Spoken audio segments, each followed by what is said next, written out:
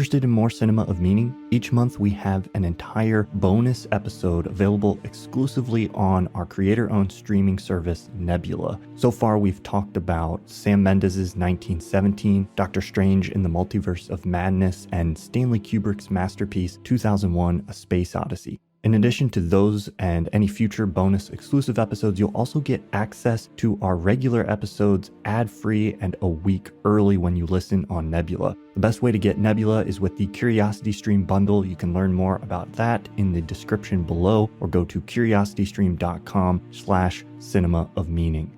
You can even plug the Nebula feed into a normal podcast player and listen wherever you like. Sign up today to get more cinema of meaning and access to all the other great content on Nebula.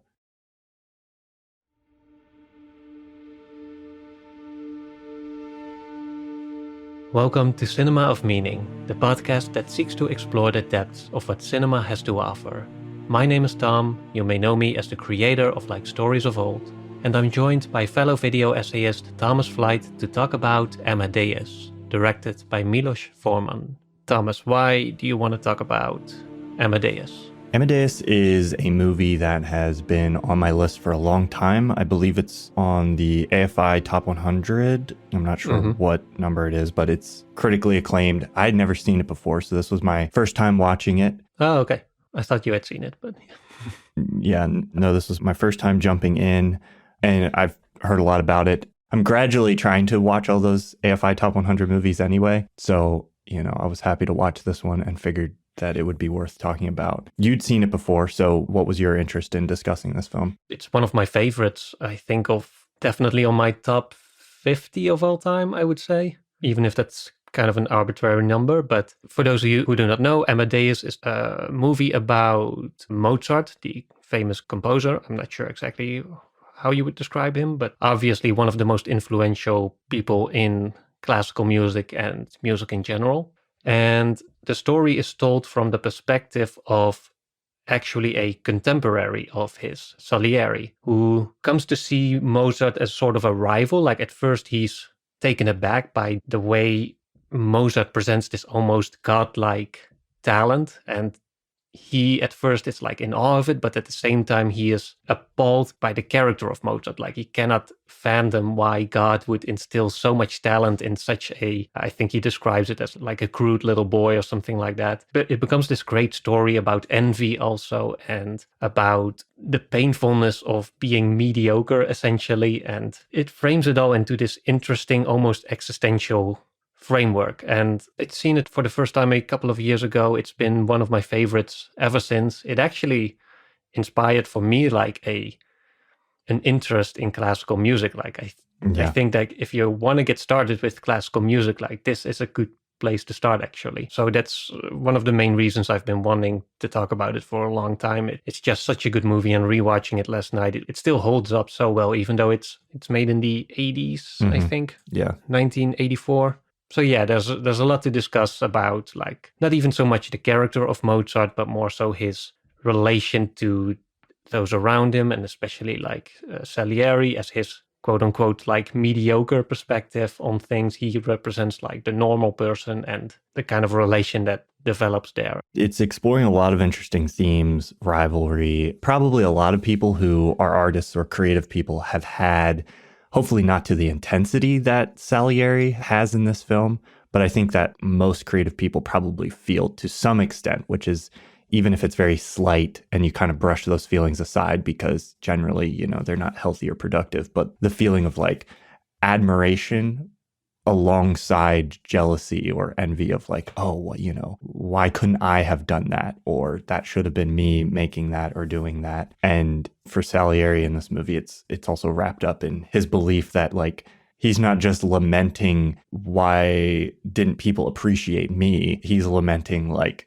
God, not bestowing him with the talents that he's giving to Mozart in this. Though the way the music is integrated into the film is very cool, and it definitely made me interested in exploring this area of classical music. Obviously, I'm familiar with Mozart to some extent, but like haven't explored it deeply. It's a very fictionalized story. It's not super like historically accurate, but just having some kind of personal story attached to some of this music. I liked how they kind of play with the idea of like how his life was inspiring different pieces of music that he's writing and stuff like that. And I think that's an element of like older artistic work that sometimes, at least for me, can get lost, like especially when it's so famous, it's so popular, you can almost lose that kind of intimacy or personality. And so having a person to attach to that and like something to remind you that like, oh, the person who was writing this incredibly like powerful, evocative piece of music like had a life that was to some degree, you know, like inspiring what they were creating. And so that frames things in an interesting way. But yeah, one of the first questions I have for you, I'm sure you have a lot you want to talk about with this, but one of the first questions I have with you is there's so many different ways you could tell a story about Mozart specifically, I guess. What do you think is the significance of, or what do you think about just this general framing device of like, oh, we're going to come at this from the perspective of an envious rival? Like, why is that such a fascinating story to tell here? It's one of the things I love most about this film. I think it really, especially when you compare it to like musical biographies that you see a lot of right now, like something like Bohemian Rhapsody or something like that, which feels more like cookie cutter. Like those are clearly films that do not live up to the importance of the music that they are supposed to portray, or at least the story behind the music that we love so much. And I think with Amadeus, there's one of the few examples where the story lives up to almost like, I'm not saying that Amadeus is to film what Mozart was to music, but it's like, I think it's a worthy like story for the importance that Mozart had. And when you frame it as from this perspective of a rival composer, for one, it's just a really interesting framing device, because the story begins actually with Salieri in his old age. Like he's confessing to a priest actually who he attempted suicide. And so there's a priest that comes by. He survives, obviously, and then there's a priest who comes by and he's trying to like get a confession out of him, or like tries to connect in some way or another with Salieri to help him or something like that, or absolve him or of his sins or something like that. And that's basically when Salieri starts to tell the story of his experiences with Mozart and his life before that. And the whole movie kind of feels like this confession almost. Yeah. Like he's confessing to God, like all his internal struggles, his sins, and his struggle with encountering what he sees as like absolute beauty, but then directed, as you said, like not through him, but through this character that he doesn't fully understand. The immediate effect of that is that you have this character who is, you talk about this great figure in classical music, but when you have this character who is also like very passionate about classical music, you get someone who translates that passion into words that you can understand as someone who might not be knowledgeable about classical music. Like there's whole scenes where he just describes the music of Mozart, and he does it with like such passion, which for me like enlightened a lot about the way you even listen to music like that in ways that I don't even recognize. Like he will describe like the instrument and the note that hangs there, and then there's another instrument that takes it over, and then he really conveys that passion in a way that makes me like awakens that passion within me as well a little bit. Yeah. And I also really want to give a shout out to F. Murray Abraham here. I think this is one of the few films where I really like noticed the incredible acting work, like the way he both portrays like the younger version of Salieri as well as the older one. He does it with such effectiveness, and he really like carries that movie for me. Even though Mozart, the actor who plays Mozart, is also really great and interesting. This was a rare case where they were both up for Academy Awards for Best Actor the year this came out. And I think Murray F. Abraham is the one who ended up winning. Yeah. But that doesn't happen frequently. And it might even be the most recent time that it's happened. But yeah, good performances.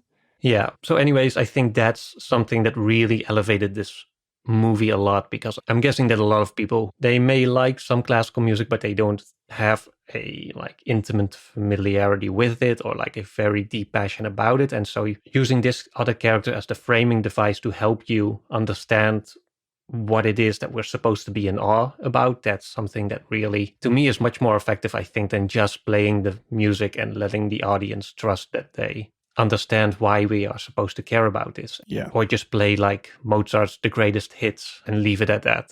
It's almost painted too as if Salieri is one of the few people in the film who like truly recognizes Mozart's talent at the time, because a lot of the other people are skeptical of his work, or they appreciate it, but they have notes about how many notes there are or whatever there is. Salieri is a fascinating character because he has this incredible spite for Mozart for reasons that like are a little bizarre. Like he makes a deal with God basically, and the reason, like at least the form that Salieri's spite for Mozart takes is this very interesting one of like, it's almost not because Mozart's more successful than him, although that's certainly an element of it, but he's like wrapped it in this weird spiritual situation where Salieri makes this deal with God and says like, oh, if you make me famous, a famous composer, then I will do all these things for you. I'll be chaste. That's the biggest one. It seems like the most important to him. But like, I'll give you my industry, like I'll live my life for you. And he sees God as having struck this deal with him because like shortly after he prays and makes that deal with God, his father, who was against Salieri being a composer, dies. And so in Salieri's mind, he's doing this deal with God wherein like he is this super chaste, pious guy. And in return, he gets endowed with, already in the early scenes, there's a tension in Salieri's mind that's being revealed because he says his motivation is like making great music, but really it's also kind of like, we can kind of see that maybe it's really more him being famous that he wants. Like the fame is the thing that he's kind of in pursuit of, which I think is part of why he feels such a failure in spite of his success. We'll get to that. But anyway, so like what he hates about Mozart is not that he's a better musician. In fact, he loves his music. He like adores it. He sees it as this thing. It's through Salieri's passion for Mozart's music that, like you're saying, we understand what the music is. But then it's Mozart's personal character. At least this is what Salieri says. It's Mozart's personal character that he really finds so offensive. It's like, how could God give this gift of music to somebody who's so crass and vulgar? Which is just this fascinating, bizarre scenario that Salieri has worked up in his mind. Yeah. I also love the way Mozart laughs in this film, which apparently is based on now outdated evidence as to some descriptions about him having this really high-pitched, like jarring laughter. But I like the way they still had it in the movie as a way to kind of emphasize that Mozart is kind of representing the mockery of God towards Salieri. Yeah. And it does so in a lot of ways, like where it takes these historical insecurities and frames them in a way that they make sense in the movie thematically. Like there's some debate about the exact cause of death of Mozart. And so in the movie, you see that Salieri, he confesses to killing Mozart and he actually schemes to kill him or I think poison him or something. But in the end, he just doesn't literally kill Mozart, but he still feels like through his prayers and through his somehow his spiritual intervention, he still has succeeded in killing Mozart. Or he's still at fault for desiring him dead. Like he is responsible for him actually dying, even if that death was completely unrelated to anything that Salieri had done. Even at the end, he kind of alludes to feeling like God even maybe takes his own vengeance by like taking Mozart's life before he could finish the requiem for mass that he's getting Mozart to write. Mozart dies, and Salieri is such a conflicted character. Like it's rare. I liked this about the character because it's rare that you see someone who on screen is so contradictory. Like he'll say something and then he'll say another thing like a few lines later that is like in conflict with himself, and there's this like madness to it where like in one stroke he's taking credit for the death of Mozart and saying like I murdered him, and then in another he's like, no, God killed him and took from me like my attempt at getting back at God or Mozart or whatever it is. And I really love the way that kind of unfolds, and you kind of just get this sense of almost insanity that has built up in him like over time. Yeah, I think he also just he's struggling with internal contradictions. Yes. Or like the whole presence and existence of Mozart to Salieri is like an element of confusion and internal contradiction, because as you said, you mentioned he was also looking out for like fame. He wanted to be recognized as this great composer, but I think that's also, I think he kind of ties his own personal grandiosity with the idea of wanting to be in God's grace. And he Yes. believed he was, because he, as you said, he made the pact, he kept his part of the bargain, and then God rewarded him by making him this great composer to like the emperor, and he has this great position. But then comes along like someone who truly manifests the voice of God through music, and he suddenly feels like that his whole career was like a scam, or that God had pulled some kind of joke on him. Like he says at some point, all I ever wanted was to sing to God. He gave me that longing and then made me mute. Why? Tell me that. If he didn't want me to praise him with music, why implant the desire? Like a lust in my body and then deny me the talent. And that to me, that's such a fascinating idea, where I think a lot of, which is also like the source of envy in some ways, that you simultaneously have like a passion or a desire for something, but at the same time, you also seem to lack like the means to truly fulfill it. And then especially when someone else comes along who does seem to be able to do it, and especially when he does it with such, almost with a carelessness and maybe even an arrogance, then that's like the heart of the conflict, I think, in this whole story. And yeah, that's pretty much like the whole problem of envy, I think. There's such an interesting little element of that line too. I wrote that one down in my notes because it gives away something about the conflict at the core of Salieri, which is like, he says like, God made me mute. And it's like, well, he's not mute. He's the court composer. He points out at the beginning that he had a lot of very popular work. Ironically, this movie kind of resuscitated an interest in Salieri as a composer. And I listened to some of his stuff. And it's no Mozart, you know, it doesn't have quite the same gravitas, but like, it's not bad. It's far from bad composition to my layman's ears. I'm not super educated, but like it sounds fine. It sounds good, decent stuff.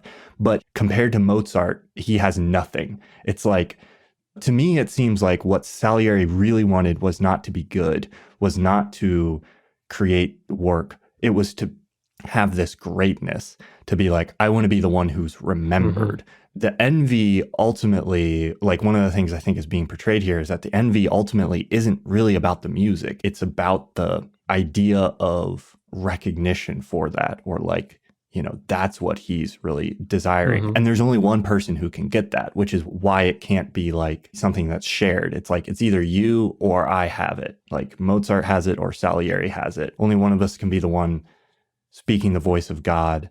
And there's this fascinating, one of my favorite scenes in the movie is the one towards the very end where they're composing together, or like Mozart is dictating and Salieri is taking it down. And you can see like the joy that Salieri has like in doing that. Like he's loving it. He's like, you know, it's amazing.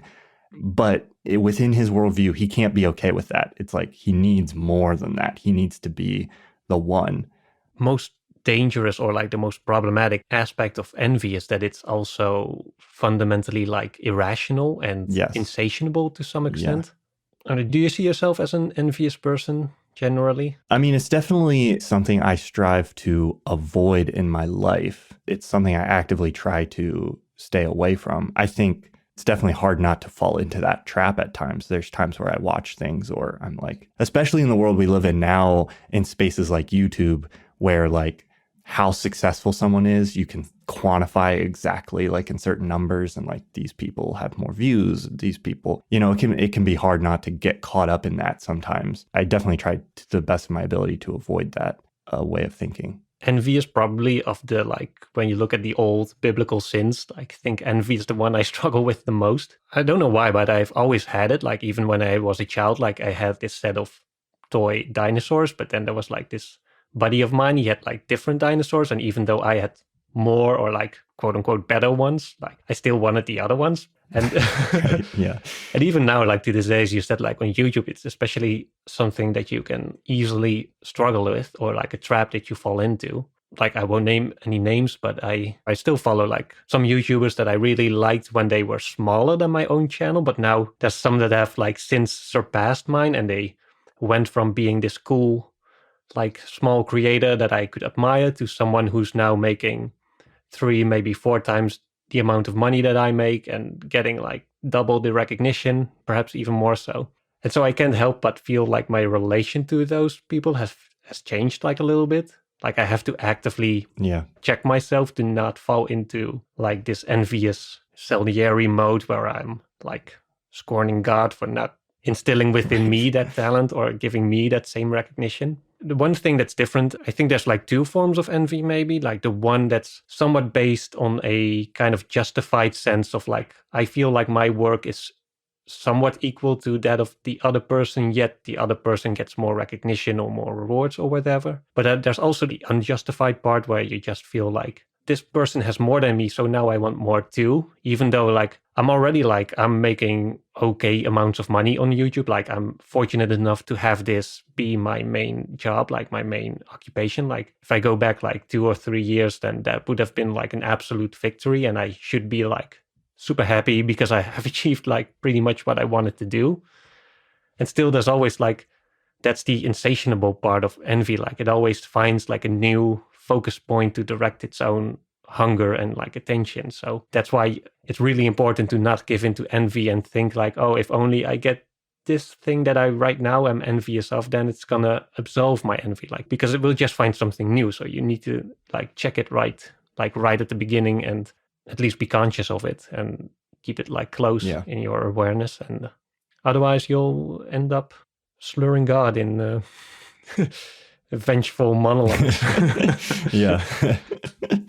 There's a form of it that I feel sometimes that I really don't like, which is like every now and then I'll watch something that somebody else has made and I'll be like, oh, maybe it's vaguely similar to like an idea I had for something. Mm-hmm. And there's this feeling of like, oh, I could have made that, or like I should have made that. And instead of like just appreciating that somebody else made it and that you're now getting to like watch what they made, there's this feeling of like, oh no, I should have been the one who made that. I had that somewhat ironically when I wanted to make a video about envy, and then the channel ContraPoints did one, which was like 3 times the length of what I had in mind, and also much more in depth on certain areas. I wasn't like too mad about it because ContraPoints has a very specific style and presentation that I feel like even if I did like something similar or even like a lesser version of that, it would still be in my voice. But yeah, it was a kind of a funny coincidence.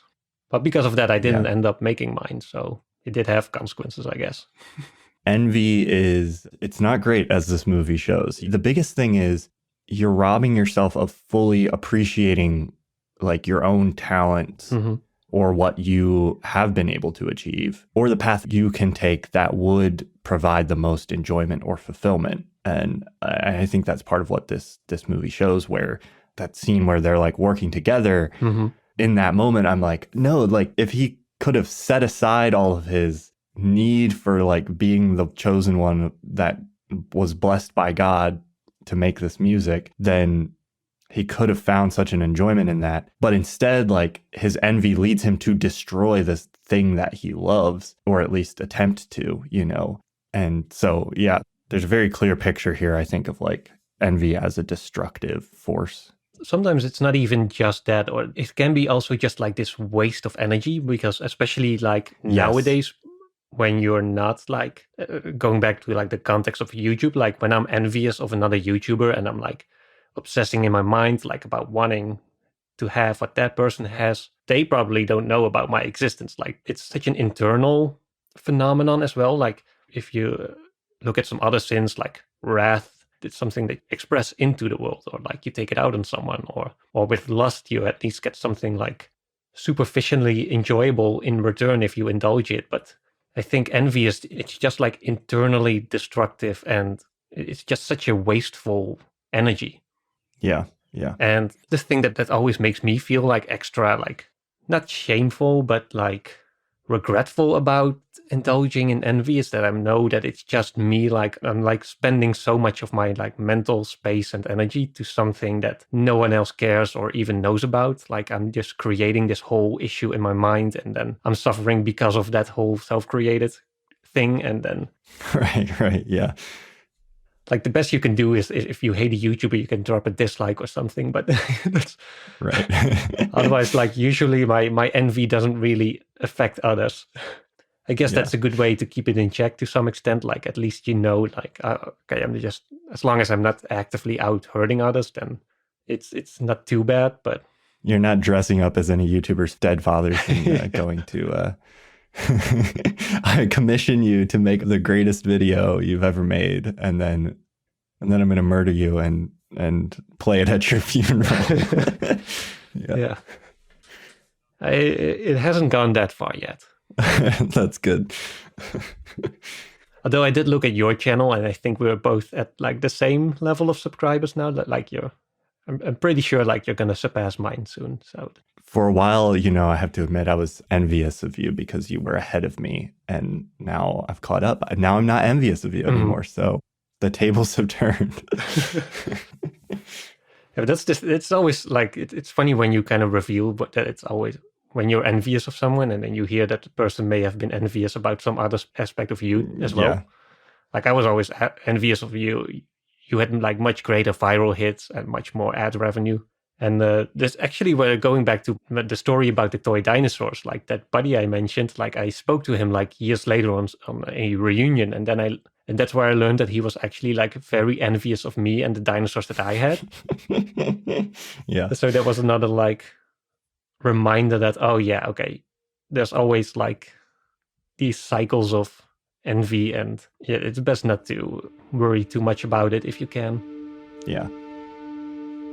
This episode was brought to you by Mubi, the curated streaming service showing handpicked exceptional films from around the globe, which both Thomas and I have been big fans of for many years. That's right. They have such a fantastic library of amazing films, and they're constantly adding to it a new one every day. They have timeless classics, cult favorites, masterpieces. It's a very wide, diverse library with a bunch of new stuff to discover. Yeah, I personally love the way they curate their own list, especially if you're new to cinema. That's very helpful to get started. But also if you're already familiar with cinema, it's a great place to discover new things and to explore new directions, interesting pieces of cinema that you may not have come across yet. One thing I like that they have that other streaming sites don't is you can search for movies even that they don't have on the Mubi website. So if we're talking about a film, you can search it on Mubi, and even if they don't have that film, it will show other similar films that might be in the Mubi library. So you can kind of use whatever we're talking about as a jumping off point to finding something that's available on Mubi.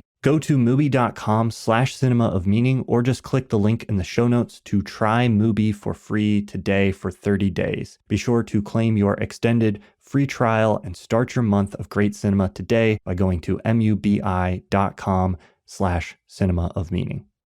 Well, and that's the thing. You can always, if you want to feel envy, which, I mean, it's not like people are sitting down and going, I want to be envious, and then coming up with a reason why, but like, if you're going to feel envious, you can always justify a way to feel that way. Like, the things I was always envious of with your channel would be like, well, I get all these views, but, popularity doesn't really mean quality. And he has a lot more patrons, which means that like they must really like appreciate his work on a deep level because they want to give money like directly to him.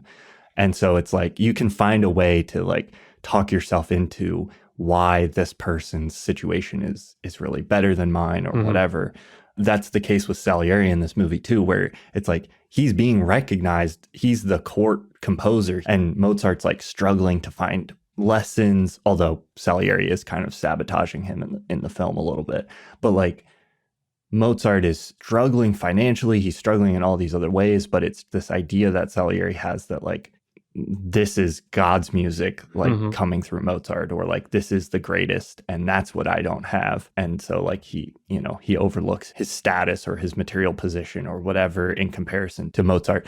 And speaking of mutual envy, like there's a moment in the film where Mozart even kind of reveals that like he thought that like he was maybe even a little desirous of Salieri's approval. There's a little moment there. I don't remember when it happens, but I love that too, that there's this sense that like Mozart desires the recognition that Salieri is giving him of like, oh, your work is really good. Oh, I think it's when he comes to the vaudeville Or maybe there is a moment before that too. But after he takes him home from the vaudeville, Mozart composes this vaudeville. So he's kind of stooped to this like lower level by doing like populist work, the kind of stuff that would get a lot of clicks on YouTube. And he like collapses during the performance, and Salieri's the one who like rushes in and like takes him home. And when Mozart like wakes up and realizes that he's appreciative of the fact that Salieri was there at the vaudeville, like that recognition means something to him. Mm-hmm. I think that might be like a very good way to overcome if you're envious of a particular person, and then learning that that person is also envious either about you or just about something in general. That I think is a really humanizing quality. Yeah. That really brings someone down, because when you envy someone, you kind of put them on a pedestal a little bit, and then when you learn that someone else is suffering from like the same lower like sins that you do, the same Right.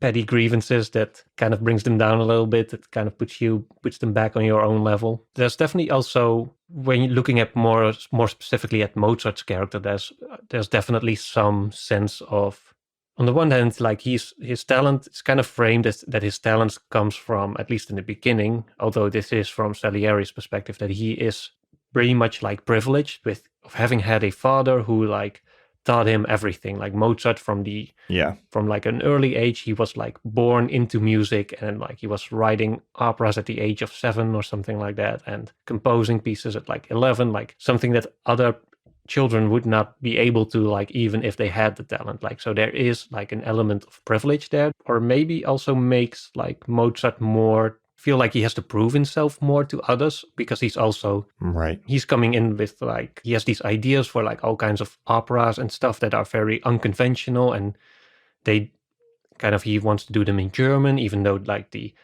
standard language for operas was Italian, and he wants to talk about love, and he thinks like that German is the language to do so, even though again the Italians see Italian as like the language of love. And so he feels like he's kind of fighting an uphill battle to some extent, but at the same time he's also like kind of arrogant about the Italians and everyone who doesn't know anything about real music. Or so yeah, there's contradictions with him too, like would be between like wanting to be recognized by the same people he to some level looks down on. Like, I'm not sure what to make of it exactly, because we don't really get as intimate of a look into Mozart's character as in Salieri's. It reminded me a little bit of Cool Hand Luke, which we discussed earlier, where you also have this larger-than-life character, and we kind of see it from the point of view of someone who's observing from the sideline. There's an amazing kind of parallel between their fathers, where you have Salieri, whose father didn't want him to become a composer, but it's kind of maybe alluded to was like responsible for Salieri's piousness to a certain extent. Like he's going to a church with his father at the beginning. And then you have Mozart's father, who is like provided that privilege that you're talking about. Mm-hmm. And then, but he's kind of haunted by his father, Mozart is, because his father doesn't approve of his lifestyle, where he's, out at parties and drinking and, living in a mess and all this. Yeah, there's definitely an interesting relationship there. I'm looking forward to watching it again eventually, because it's a movie that it kind of reminded me of. It's funny you said Cool Hand Luke, because I was thinking about Goodfellas for some reason, like where it's this like almost confession, very different films thematically, but it's this confession. It's about this group of people. I don't know. There was just something about it. I haven't watched Goodfellas in a long time. I need to rewatch that one. Maybe we'll have to do an episode eventually. That's a good movie. We've talked about a lot. There's a scene very early on where the German emperor is kind of wanting to commission a work from Mozart, and they're discussing whether or not to do it in German or Italian, or whether or not they should even commission him.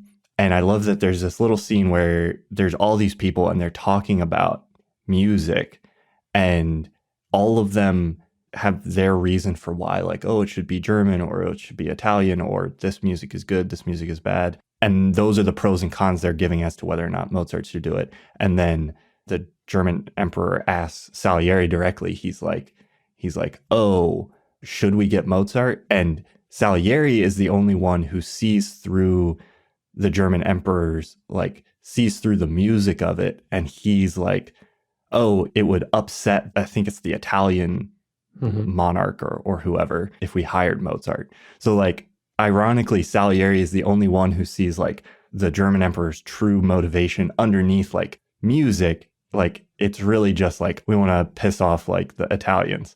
I don't know. I felt like that said something very early on about Salieri's character, where it's like he's definitely tuned into this. Like he understands the motivations beyond just like we're trying to make music here, which I think kind of speaks to his own like motivations that go beyond. Like has this battle internally between the music and the fame or these other. Yeah, he's definitely more attuned to like the politics behind it, and Yes, he knows like it's not just like the manifestation of the voice of God. Like that's not what music is to him, or that's not just what music is.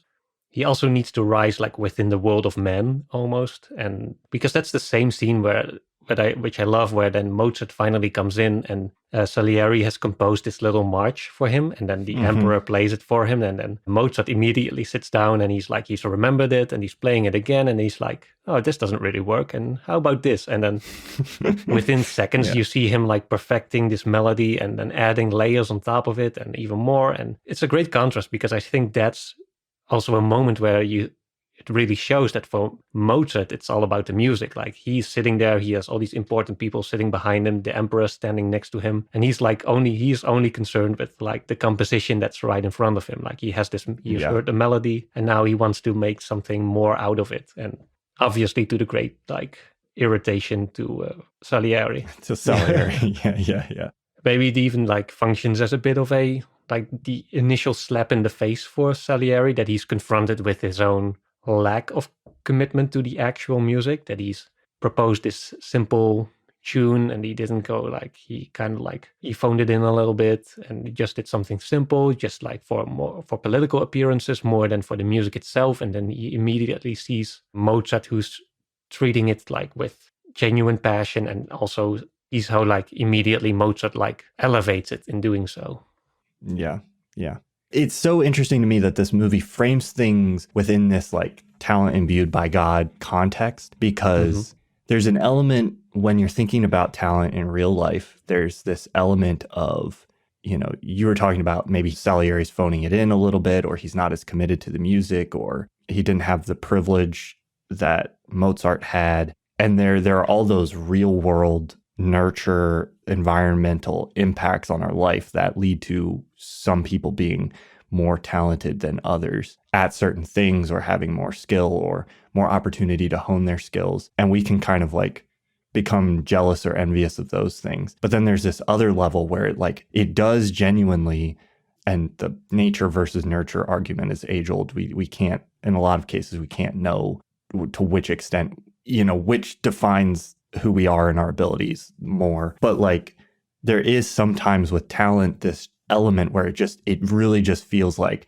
this person just magically seems to be good, to have a thing that like I never could have had, even if I strived and worked as hard as I could and practiced forever. Like I'm just never going to be that good. That's a weird trap that we can fall into too, which is just like, even if it's true, it's not really a very productive way to like think about the world, because it can hold you back from like becoming as good as you are, because you're just like, oh, well, they're good because God made them good, and I'm not good because God cheated me. And then you just stay in that state of, you can become apathetic, or instead of like going like, oh, let me be inspired to try to become the best that I can be given my circumstances.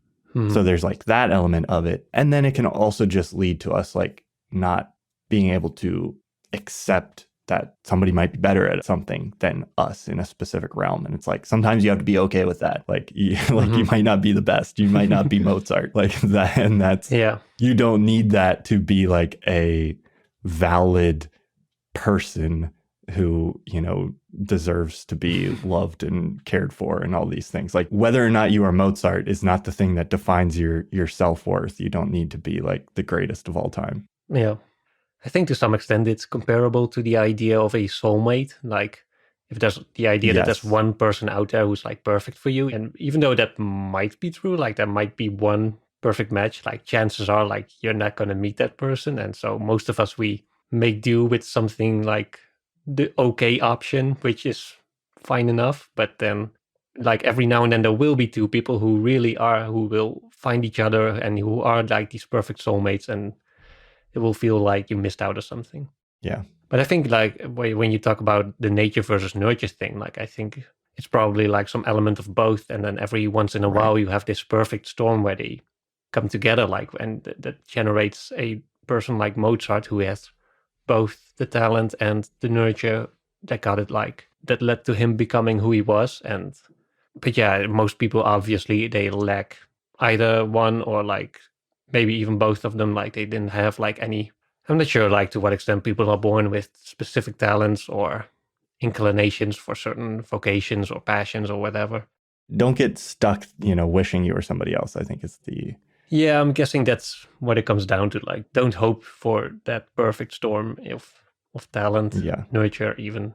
I guess that's the part I'm getting at with the nature versus nurture thing, is that like there's an extent to this that to some degree just feels like it's a part of life, like this this feeling of like, and that's the trap of envy, I guess, is like there's always going to be somebody that feels like they're better than you or maybe is better than you, and like to some degree that's a reality that you just kind of have to be okay with. Yeah, I think there's both something that's really inspiring and hopeful about it, as well as something that's just more like sad about it too. I think the inspiring part is when you see someone like Mozart, you see like this pure potential when you combine like talent with nurture, and you see like what arises is what Salieri describes. Like he describes it as the voice of God, and at one point he also says he has this great like description of the way of he's looking at some of the compositions of Mozart. I think the first time he got like some notes from Mozart's wives, and he's looking through like the compositions, and he's like describing like its music as music is ever finished. Displace one note, there would be diminishment. Displace one phrase, and the structure would fall. And then he said like, I was staring through the cage of those meticulous ink strokes at an absolute beauty. And that to me, like that's the genuine part of it, like the genuine passion of it. Like there is a potential for true beauty that like humans can create when everything comes together beautifully. But then that's offset, of course, by the sadness of thinking about the amount of people that don't get to do that. Like there's people living with like beautiful talents for amazing skills who just never, for some reason or another, they don't get to practice it or don't get to like let it blossom into what it could truly become. For me, at least, it invokes like both the potential of like humanity and human art, and as well as like the inevitable sorrow that arises when, of course, you have to like confront the reality that not everyone is able to bring it into being, if that makes sense. I definitely understand that there's a melancholy in that I think is real. Yeah, it reminded me a bit of an older video I made. It's called In Search of Absolute Beauty, which was also about the idea that we sometimes have a sense that there's this great beauty somewhere out there, like this absolute beauty, as the film also describes it, and that you can like if we had like the talent and the skills to like touch it or like articulate it, and then we always seem to fall like just like short of it. And yeah. So there's both, like, again, it's with the first quote I mentioned from Salieri, that he has the desire, but not the skills. He says, like, I want to do this, but I'm denied talent. And I feel that's in some way present here too. Like we have this feeling like we're drawn to like some great beauty, but at the same time, we do not seem to be capable of like fully reaching it or like reaching out to it or like grabbing it. That would mean like a true connection with that beauty. But yeah. It's a complicated phenomenon. Yeah. And I think the movie does a great job of presenting like complicated characters and a complicated situation, complicated, conflicted emotions. I love that there's just a lot of messy, inconsistent feelings and like internal conflict and all that stuff in these characters. Well, there's one last issue that I wanted to maybe briefly talk about, and I was curious to hear your thoughts on like the meaning of art as something that's experienced like viscerally and immediately versus like art as something that needs to be explained to you. Because I think this film it's so interesting because it's both showing you, like it's directly like letting you listen to Mozart's music, but again, through Salieri's confession or like his narration, we also get like what is basically exposition on how to listen to it and like what to recognize and what to listen for and how to appreciate it. So I was curious what your thoughts were on like that difference, like what separates those two. Stuff that really grabs you, you know, directly. I think it's hard to top that, like something that just kind Mm-hmm. of intuitively grabs you in a certain way. But, I think it would be a little ironic or disingenuous to be in the position that I'm in doing the kind of thing that we're doing and not at least think there's some value in like the idea of developing an appreciation. I think it's something that I've got interested in doing because I saw other people doing that for me. Like there were things that I would watch. I mean, that was the initial power of video essays that made me fall in love with them, was this idea of like, I would watch a movie and then be like, oh yeah, that's cool. And then you could go and watch a video essay by, Every Frame a Painting or Maslow's Sites or Lessons from the Screenplay and be like, oh wow, there's stuff going on there that I didn't even realize that I didn't know about, or like there's more here than first met the eye. And then you can go back to that thing and maybe have a deeper appreciation for it. And I think there's maybe some people who don't feel that way. Like, if it isn't self-evident, then what's the point? But I don't know. I genuinely think there is a process by which you can kind of like deepen your palate, might be one way to say it, or like with music, with food, with whatever it is, like you can learn more about a thing and then come to appreciate it. Mm-hmm. And I think food is the example that I love the most because I think a lot of people have this experience in their life of like when you're a kid, there's a lot of things you don't really maybe like. It's not uncommon for people to be like, oh, that's gross. Wine probably tastes gross to children, most children. It's like there's a lot of things that you're like, you don't understand why anybody would appreciate that or enjoy that or want to eat that. And then as you get older, you like, for a lot of people, they try different things and you come to like appreciate like, oh, this thing that tasted just sour to me, when I was a child, like I now get enjoyment out of. And I think that same thing can happen with art. Part of what can help do that is like seeing other people's passion for it, seeing that like somebody else really enjoys this thing. And then you go, well, okay, maybe there's something there that I'm Mm-hmm. not seeing that I didn't, see right away. And you can see that and then actually like start to enjoy something that you didn't enjoy before. Like, I think that's something that actually can happen. There's a lot of room for that kind of like opening yourself up to like, oh, what is out there that I might not be enjoying that I could actually learn to enjoy. And then just, the beautiful thing about that is you don't like, I mean, some people become pretentious and snobby and elitist, and then they're like, I only like these specific good things. But I think for a lot of people, you just expand the breadth of what you like. And then it's like, oh, I can like more. There's more things that I can enjoy now. Mm-hmm. So yeah, I don't know. I think that's beautiful. And I do think it's something that can happen. And a movie like this is a great example of that, because this morning I was listening to Mozart and like appreciating it on a level that, a new level because of the film. Yeah, I feel the same way. It's interesting you mentioned food because that was also the example that came to my mind. Like, but I think food is also an interesting metaphor for the way, like, the most immediately satisfying aspect of food is basically just salt, fat, and sugar. But there's also like a cautionary aspect to it because if that's all you're eating, like, your whole brain chemistry changes a bit and starts becoming like attuned to like if you eat a lot of sugar, like the thing that you want is a lot of like sugar, like, or at least something that's really sweet.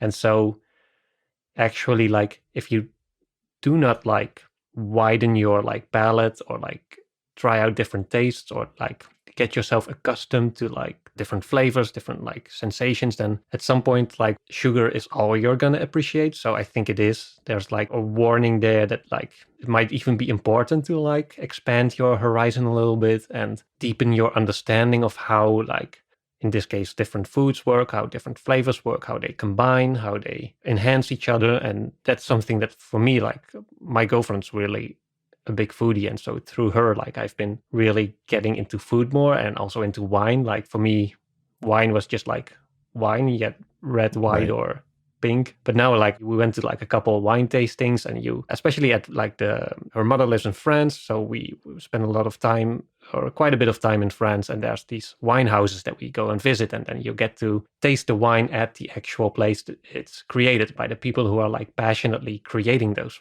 wines, and then you get the whole story behind it. You see the whole rituals that come with wine tasting, and you see the people who are kind of like Salieri, who are like passionate about it, and that kind of, it works infectious. And for me, the same was kind of true with movies, as you said. Like I remember when I first got interested in films, I had this moment where I was like, okay, now I want to learn more about films. Let me look up like the lists of the best films ever made. Like I saw some like films that were like critically praised, and I watched them and I thought like, oh wow, this is so boring. Like there was a lot of films that I love right now, but that I didn't appreciate at all back then, when I didn't have like any context or like framework to understand what makes them so great or how they even function as movies at all. And I think there is a great value in understanding or deepening your understanding of how art forms or just the world in general works, in order to really enhance your appreciation of it beyond the kind of surface level satisfaction that will ultimately just deaden your whole sensitivity towards like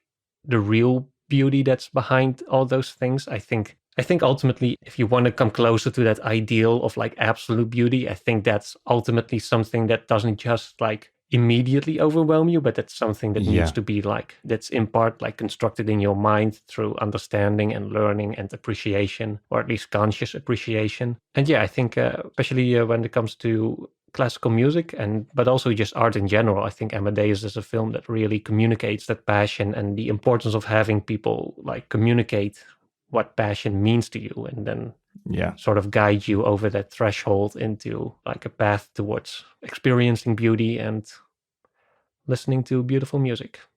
Yeah, I could say a lot about that subject. I wrote a whole video on it recently, so I'm not sure if I should launch into further rants on the topic, or if that's maybe a good place to wrap up. I think you said that very well. I think that if you're making that journey into like appreciation, I would just say that like the important things to remember are like, you don't have to take it super seriously. Like the goal is to deepen this appreciation and like grow your taste, but you can also follow your interest and your taste in doing that. You don't have to be just like choking down stuff that you don't like just for the sake of like, you know, being cultured or like appreciating something. But at the same time, I think you have to balance that with like, the two key things are having an open mind towards like, if you don't immediately appreciate something, especially if a lot of other people appreciate it, like trying to understand maybe why it was good and like what you're missing. And second, instead of having your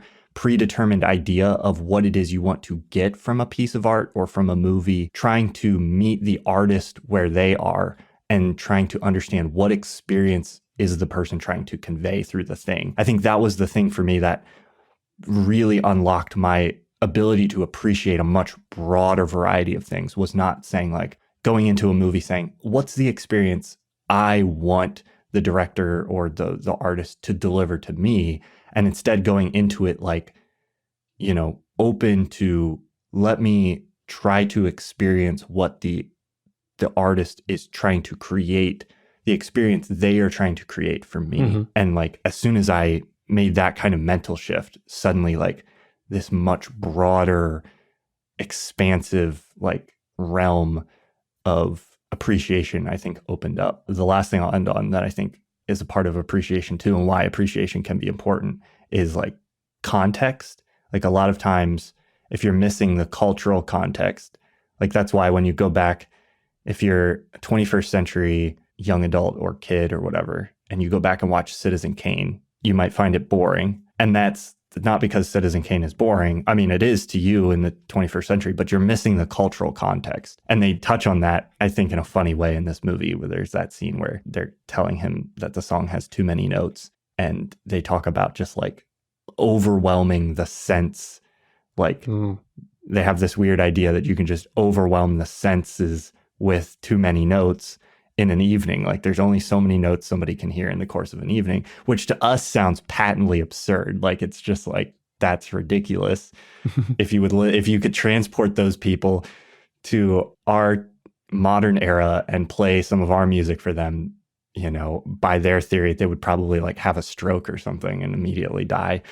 But knowing that, putting yourself in the shoes of the people who would have been experiencing this music does help, I think, gain a greater appreciation for it, where it's like, if you think about, you have no television, you have no movies, you have no, like, the music maybe you're hearing on a day-to-day basis is at best somebody like strumming probably a poorly made out of tune instrument, like in the streets on your way to the market or whatever. And then you go to the opera and it's just like, you know, it's like cinema. It's like mind-blowing, yeah. And if you're able to like understand some of the cultural context of like where this music is coming from and put yourself in that place and be like, okay, let me hear it as if this is the only music that I've ever heard, like of this type. It's like, that's a new appreciation. And you're like, okay, you know, this suddenly sounds different. This is something else to me.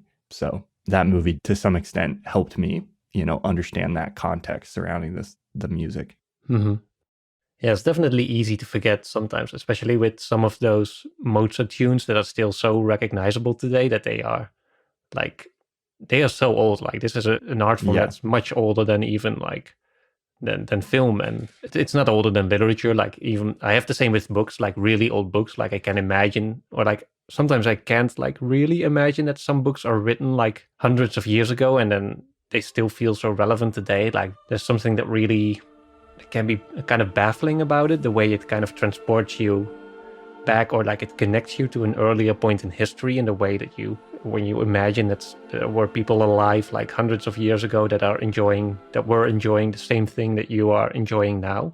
But yeah, definitely lots of ways to appreciate art, music, other stuff. Mozart. Thank you all for listening. If you enjoyed the show, be sure to check us out on our creator-owned streaming service Nebula, where you can find exclusive bonus episodes and listen to all of our episodes a week early. Right now, the best way to get access to Nebula is by signing up for CuriosityStream, which comes with a free Nebula subscription. To learn more, visit curiositystream.com/cinema of meaning, or just follow the link in the show notes. And we'll see you again next time.